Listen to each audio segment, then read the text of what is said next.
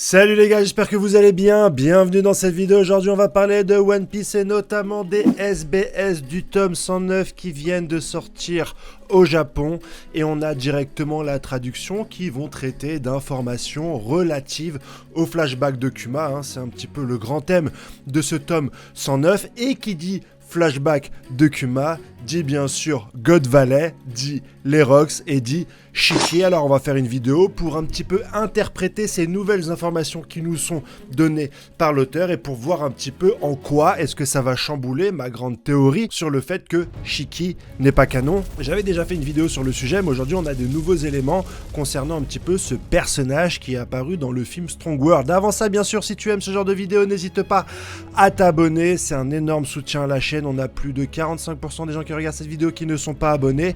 Tu peux aussi activer les notifications pour avoir un petit gling dès que je sors une vidéo, et puis bien sûr me donner ton avis en commentaire, parce que là je vais vous donner plein d'informations concernant les SBF du tome 109 où on parle de Shiki, mais aussi à propos d'une ancienne interview qui est sortie à l'époque du film Strong World et qui va nous donner un peu plus d'informations concernant le scénario, l'implication d'Eiichiro Oda dans ce film, parce que ça nous est vendu comme un scénario original d'Eiichiro Oda et j'ai la preuve avec le lien directement de l'interview en commentaire que c'est faux, et surtout le traitement de ce personnage qui est Shiki et qui ne correspond pas du tout à ce que pense la plupart de la communauté. Pour ce tome 109, on a vu Shiki apparaître lors du flashback de God Valley, et moi qui me suis battu depuis à peu près un an pour exprimer le fait que Shiki n'est pas canon, j'avais face à moi une énième preuve comme quoi, Shiki apparaît dans le manga.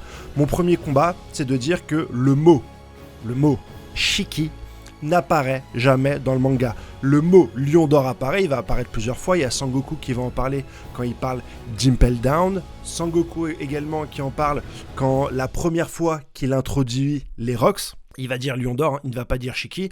Et Shiki va apparaître aussi à Wano Kuni quand une des deux sorcières, avec le fruit de transformation d'apparence, va prendre le visage de Shiki.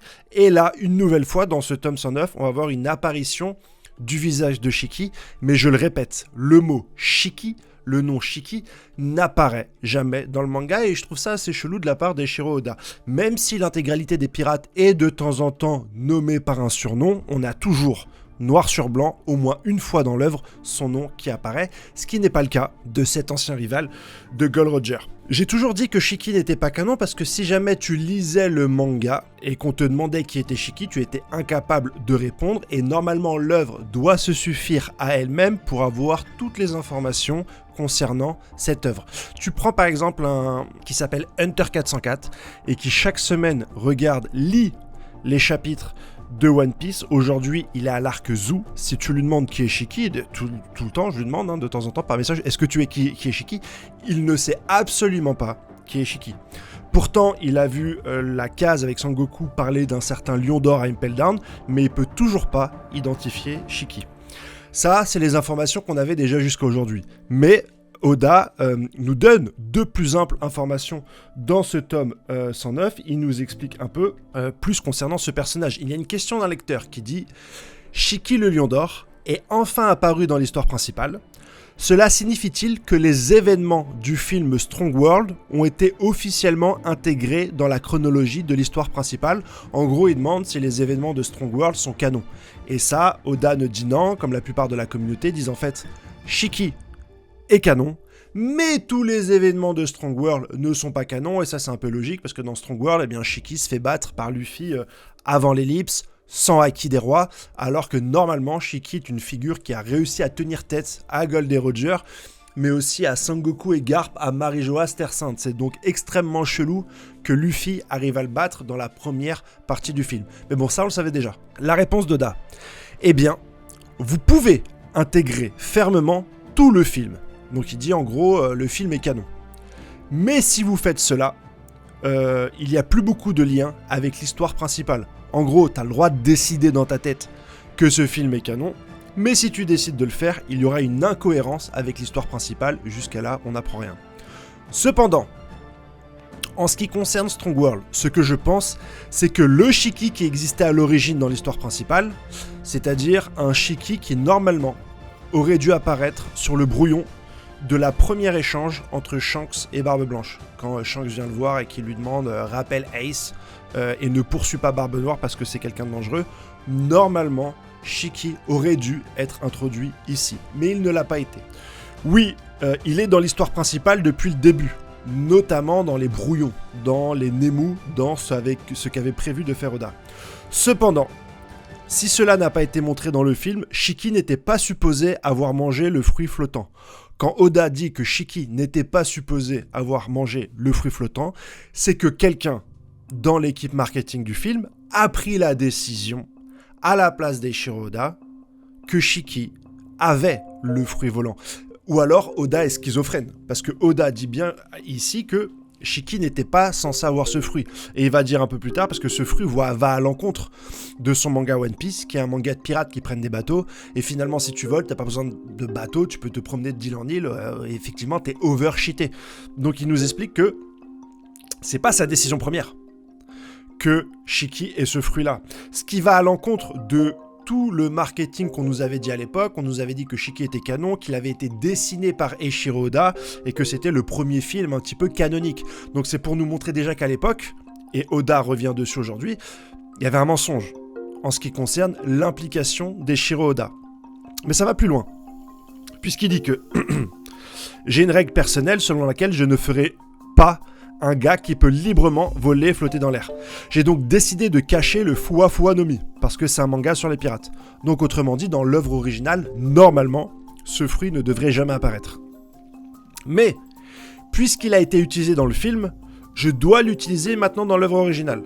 Donc en fait, Oda est contraint de donner ce fruit au Shiki qui va apparaître dans l'œuvre originale, parce que malgré lui, ce fruit a été donné au Shiki qui apparaît dans le film. Et là, c'est la phrase la plus importante, puisqu'il va dire que, il est vrai, c'est une étrange importation inversée s'est produite. Une importation inversée. C'est-à-dire que quelque chose qui n'était pas canon, à cause de la cohérence, va devoir devenir canon. Donc, Shiki, qui est un personnage où les événements ne sont pas canons, très certainement le chapitre 0 aussi, parce que dans le chapitre 0, il utilise son fruit. Eh bien, à cause de la direction de la Toei Animation ou de l'équipe marketing, il va devoir les intégrer directement dans l'histoire. Et j'ai retrouvé une interview qui a été faite à l'époque du film Strong World, où Oda est clairement transparent sur le fait qu'il n'a absolument pas le temps pour ce film, et que c'était pas son idée originale à la base. À la base, Eiichiro Oda voulait faire un film sur Nami. Nami qui se fait directement embêter par des méchants, ça serait une histoire de princesse, etc. Et en fait, Nami abuserait dans ce film du pouvoir de Luffy.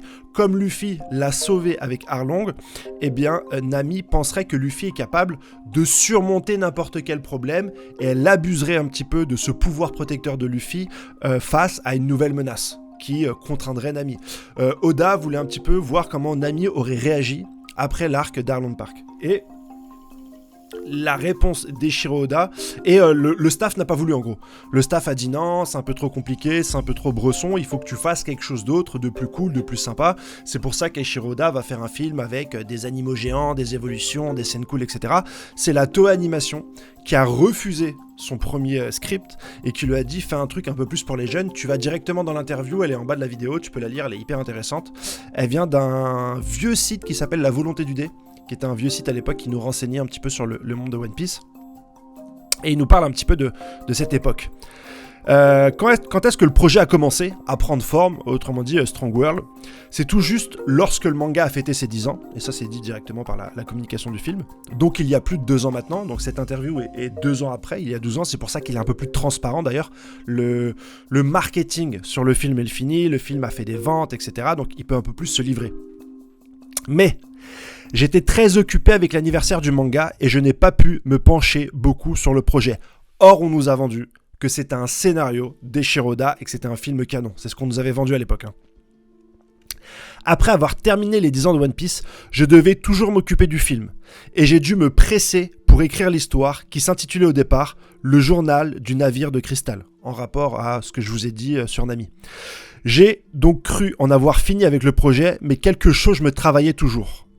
Après avoir tout juste terminé l'écriture de l'histoire, je me suis dit En fait, je devrais peut-être refuser ce projet. Et ça a fini, je n'ai absolument pas le temps de terminer ce projet d'ici mars. En gros, Oda n'avait pas le temps pour faire ce projet, il n'a pas voulu le valider et c'est bien l'équipe marketing qui l'a validé puisqu'il nous dit aujourd'hui même dans le SBS qu'à la base, Shiki ne devait même pas avoir ce fruit volant. Autrement dit, c'est l'équipe marketing qui nous a vendu ce personnage en tant que canon pendant 10 ans et c'est à cause de ça que Eiichiro Oda a été obligé de le mettre dans l'histoire parce qu'à la base, c'était un personnage qui sortait de son imagination. Quand on parle un peu plus loin dans cette interview, il y a tout allez directement lire dans cette interview. Il nous parle de la base de Shiki. Parce que c'est un peu compliqué. Shiki est canon, mais à la base, il devait apparaître avec Barbe Blanche, mais finalement, il apparaît dans le film, etc. Là, il explique tout. Dans le brouillon, lors de la rencontre entre Shanks et Barbe Blanche, j'avais placé le nom de Shiki parce que je voulais qu'ils se remémorent leur époque. En se disant, au bon vieux temps, des tics comme ça sillonnaient les mers. Donc à la base, Shiki, c'est un nom. C'est même pas un personnage, il est même pas dessiné. C'est un nom. Il s'appelle Shiki. J'avais mentionné son titre, Lion d'Or. Enfin, c'était le brouillon. Le nom n'apparaît que dans le brouillon. Donc normalement, c'est même pas canon, puisque c'est pas publié. C'est une idée de l'auteur. Comme l'auteur a très certainement eu 10 000 idées avant celle-là.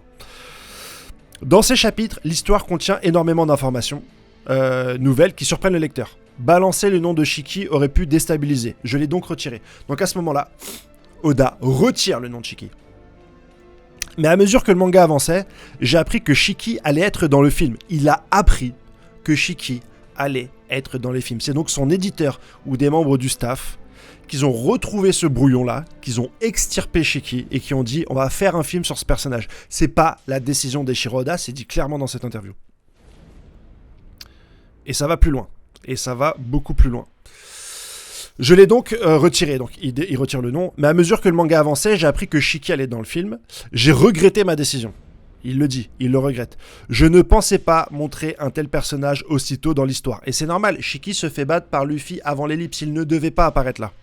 C'est pourquoi je l'ai cité dans l'arc d'Impel Down. Donc il aurait dû venir beaucoup plus tard. Lorsque j'ai commencé à penser au design de Shiki dans ce film, donc c'est à partir du film qu'il a créé un design, parce que Shiki n'avait pas de design, c'était juste un nom. Une des seules choses dont j'ai dû m'occuper, j'avais peur qu'un autre écrive un personnage aussi surpuissant en raison des problèmes que cela pouvait générer. Mais j'étais certain que je serais capable de me débrouiller si je m'en chargeais moi-même, et puis c'était une occasion spéciale afin de faire un super film. L'histoire méritait un méchant ultra réputé. Il a donc créé le design du personnage de Shiki uniquement pour le film. Le design de Shiki n'était pas canon parce que c'est seul le nom qu'il était. Le fruit du démon a été donné par l'équipe du film. On a refusé le scénario principal d'Eiichiro Oda. Tout ce qui concerne Shiki concerne un produit dérivé qui a été extirpé d'un brouillon d'Eiichiro Oda pour en faire un personnage canon, pour en vendre un film.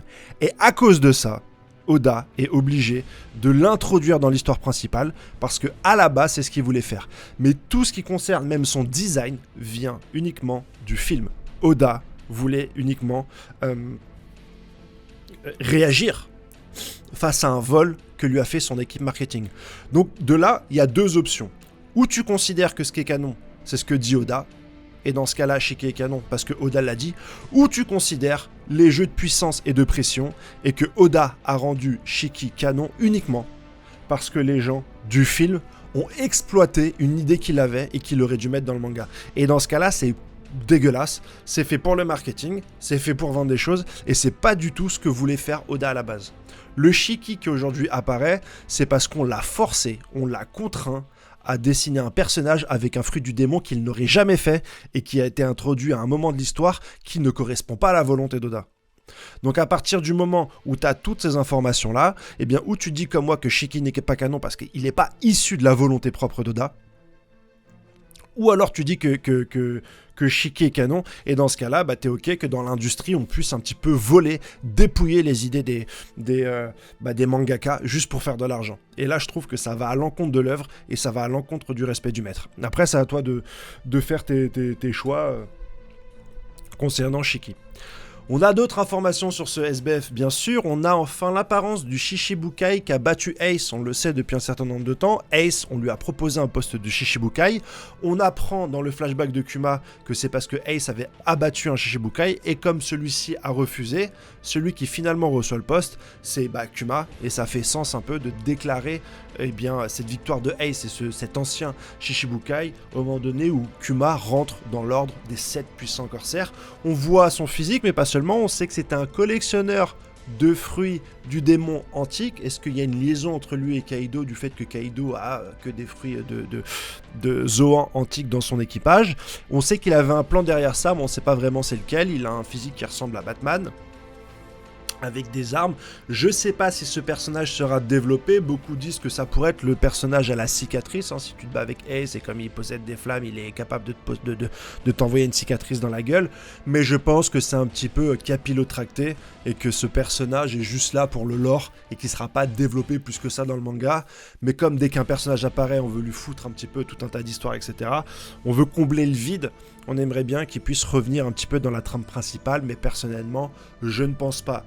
Il y a d'autres questions qui sont répondues directement, comme comment est-ce que le CP0, le CP9 est arrivé à la place de CP0, ça nous est raconté. En gros, c'est encore Spandam qui les récupère parce que le CP9, l'ex-CP9 le protège d'un assassinat. On a des informations également sur le fruit de Bonnie. Il y en a qui disent ouais, mais si Bonnie te touche avec son fruit de manière indéfinie, finalement tu deviens immortel.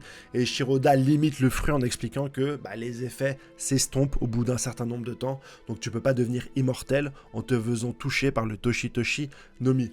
Et t'as plein de petites informations comme ça, mais le plus important pour moi c'était de revenir sur Shiki, ce personnage volé finalement par la Toei Animation et qui n'a plus rien de canon, mis à part ce que Oda va devoir récupérer pour le mettre dans l'œuvre principale. N'hésite pas à me donner ton commentaire, n'hésite pas à lire cet article pour avoir beaucoup plus d'informations sur les contextes de l'époque, à lire aussi le SBS et à me donner ton avis sur Shiki, sur le fait, est-ce que finalement un personnage comme ça qui est extirpé d'un brouillon pour être exploité dans un film sans le consentement de l'auteur, est-ce que pour toi c'est un personnage canon? Ça m'intéresse beaucoup. Passez une excellente journée, je vous ponds tout ça et à ciao bye bye les gars, à la semaine prochaine pour les chapitres, allez ciao.